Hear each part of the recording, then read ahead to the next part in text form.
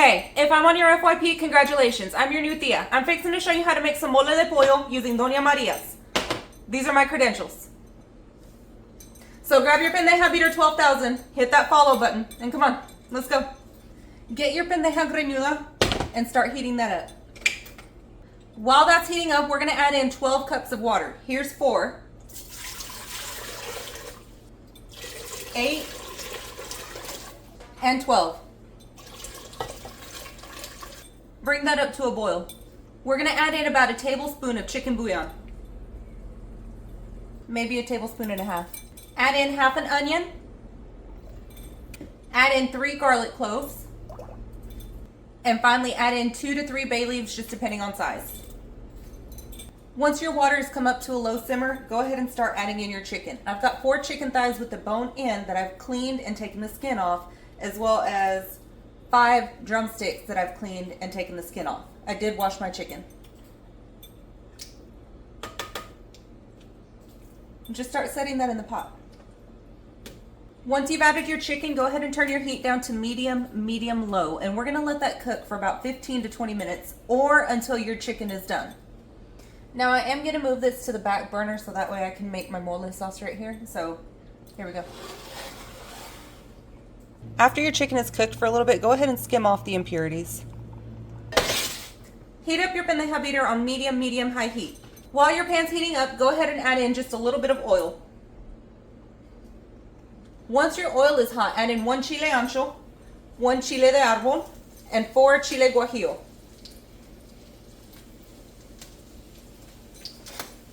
You just want to fry these up for a couple seconds. You don't want them to burn. They will get bitter. Just keep moving those around. After those have fried up for a couple of seconds, throw them in your blender.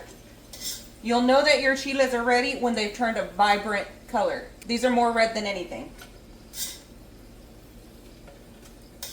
Next, add in 1 corn tortilla.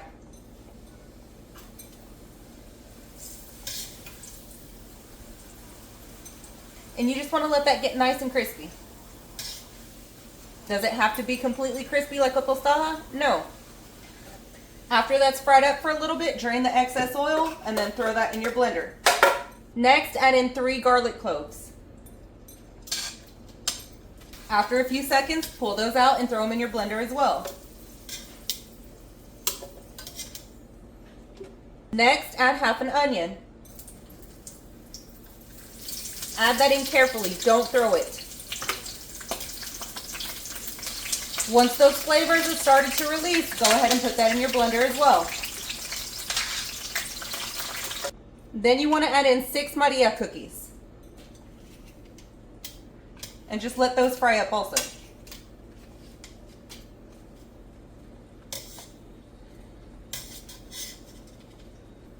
Once those are done toasting, add those to your blender. And last but not least, we're going to add in 1 tomato,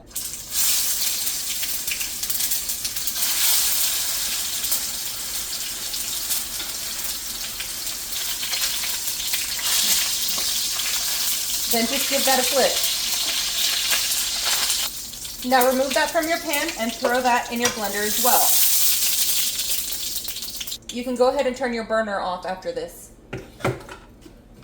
Next, you want to add in 1 tablet of Abuelita's chocolate. If you have access to Ibarra's chocolate, you can use that. I don't have access to that where I live. So, Abuelita's it is.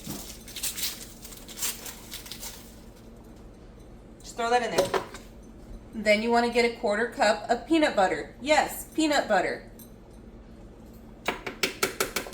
And last but not least, we're going to go in with 1 can of Doña Maria's mole. Once everything is in your blender, we're going to add in chicken stock from our chicken. There's 1, 2,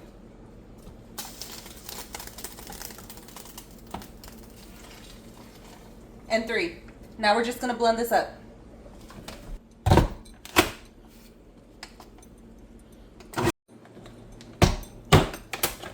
After that's been blended, check the consistency. If you need to add more chicken broth, add more chicken broth. Mine's a little bit too thick, so I'm gonna add 1 more cup of chicken broth. Remove the excess oil from your pendeja beater 12,000 and then just wipe it down with a paper towel. You wanna start heating that back up. I'm gonna put it on medium low. Now while your pendeja beater is still heating up, add in your mole. Then just let that come to a very low simmer, very low. Once your sauce starts simmering, taste for sweetness, taste for salt. If it's not up to your standards, you can add some more chocolate. I'm gonna add half a tablet of that Abuelita's chocolate, and then I'm just gonna let this melt into the rest of the mole. That's the consistency that you want. If you want it thicker, let it cook for just a little bit longer. Some of that liquid will evaporate. Once you've got your mole to your desired consistency and flavor profile, go ahead and start adding in your chicken.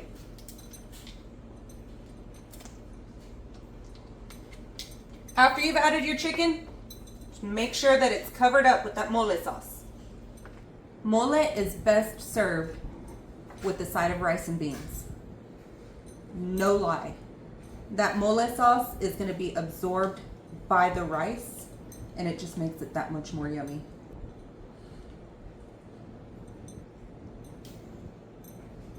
Add some more mole sauce if you want. Once you've got your mole plated, add some sesame seeds to the top of it. Mole has a very nutty flavor. Now, depending on how sweet you like it, you can add as much chocolate as you want to. Where does chocolate come from? The cacao nut. That's why there's chocolate in mole. Let's take a bite. Get a piece of your tortilla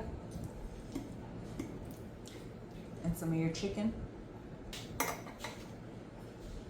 Put some more sauce on that. And some rice. Here we go.